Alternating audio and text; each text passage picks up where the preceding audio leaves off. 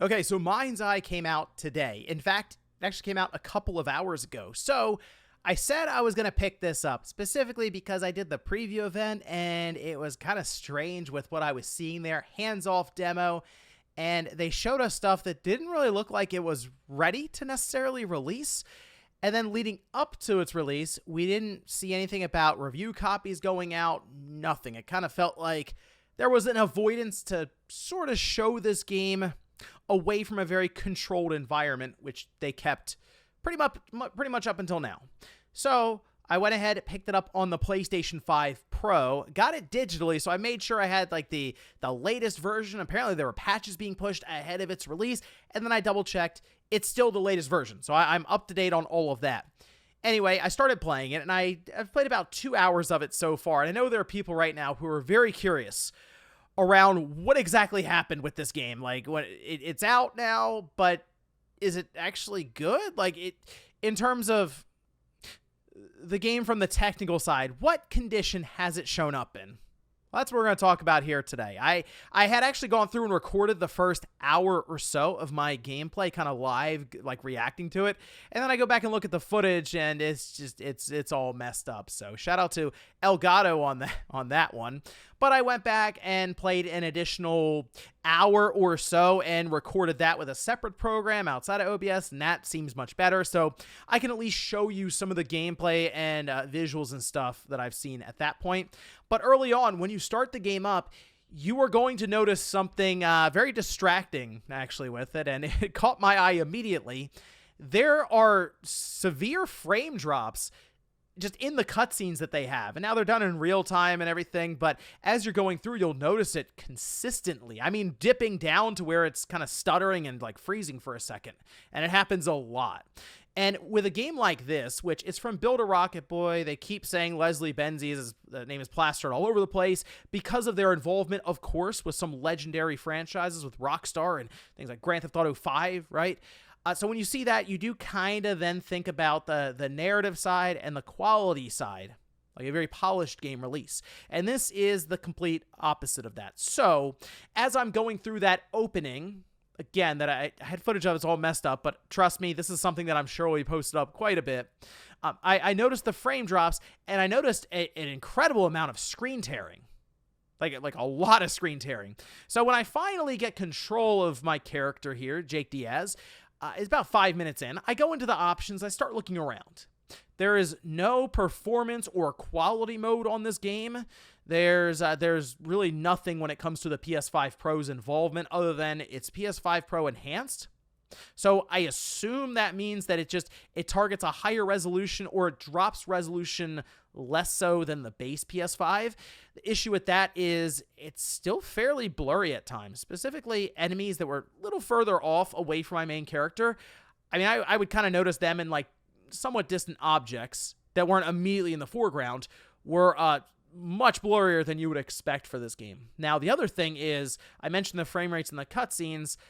The game itself is, I'll say, a hopeful 30 FPS.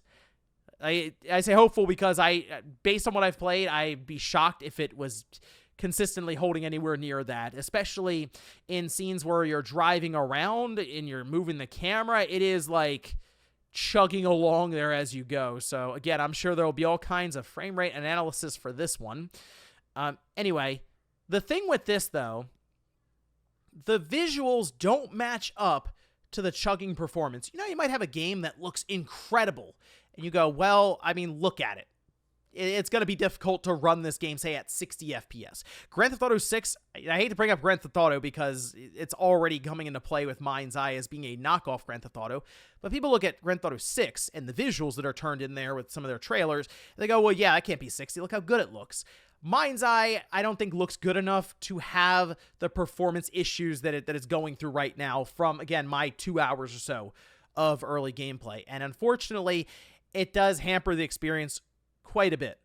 Now, I also decided to just drive off randomly and start running people over. Eventually, it'll stop you and say too many civilian casualties, but you can do that. You can kind of go off the trail of where the mission wants you to be.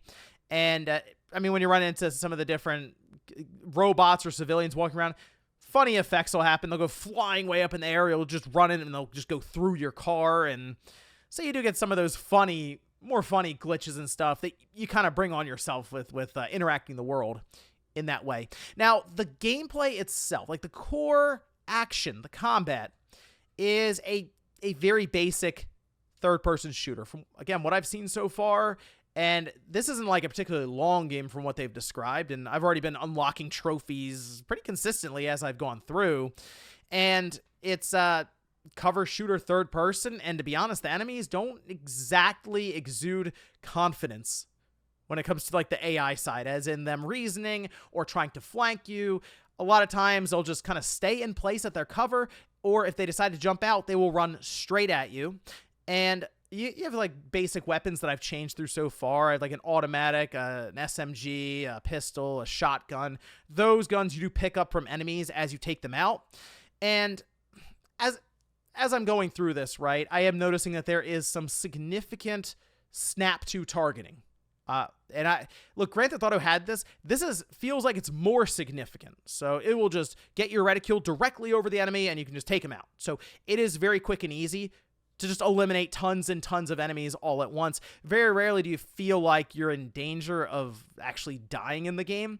And if you just hide behind cover for a couple of seconds, you'll start to regenerate your health. So I had it on normal, just kind of playing around with it in the first bit of the game.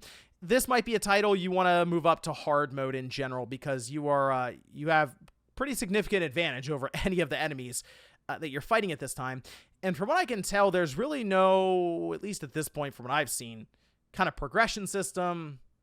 Nothing really for your main character, say, leveling up or any kind of skill points. I haven't seen a menu at all that just brings them into it, really. So I mentioned before when I saw the preview for this game, it reminded me of a late Xbox 360, early Xbox One era, that kind of generation, right? So like 2012, when we were getting third-person or first-person shooter action games, right, where it felt kind of shallow and the frame rate wasn't great.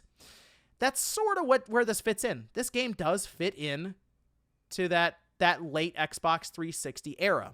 Now, the part that I do want to say that I think is very good about this game, and honestly, will probably pull me through it despite all of the downsides from what I've experienced, is the story. It's genuinely interesting to see this time period, and it's between like AI and like organic matter being fused, so like singularity. It's like that early stages of that. 20 or 30 years in the future from now is kind of what I could picture. Okay.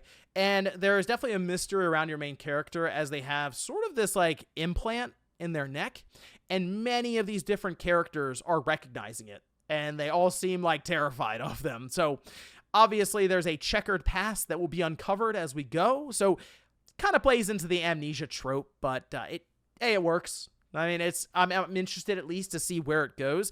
And apparently there's supposed to be a lot of like political ties with the big government, and then also this company that's on the come up that is creating AI. And obviously it's trying to be shades of what happens when artificial intelligence gets too big, and what happens when we do eventually fuse it with organic matter, and the singularity seems to happen. So like a lot of twists and turns I'm sure will be happening here. And then of course uncovering Jake Diaz's past. So I'm going to keep going for that. Apparently also it's not a super long game, and just sort of the trophies that have been unlocking kind of back that up. But my recommendation now, as it's coming in at $60, based on the condition of the game that I've seen, it's not a great recommendation. This is one where you're going to want to wait to see if they're able to iron out a lot of the performance issues, because it just doesn't feel like a high quality product. It feels like a game that could crash at any moment. Like it's being held together with rubber bands and popsicle sticks currently. So I mean, again, I'm going to keep playing it. We'll see where we go from here, how long it takes me to play through it. I will say, though, there is it feels like padding because it's not an open world game. I can understand if there's an open world game that you're playing and they're like, drive to this part of the map. And you're like, well, okay, I took this mission pretty far away. It's going to take a little while to get there.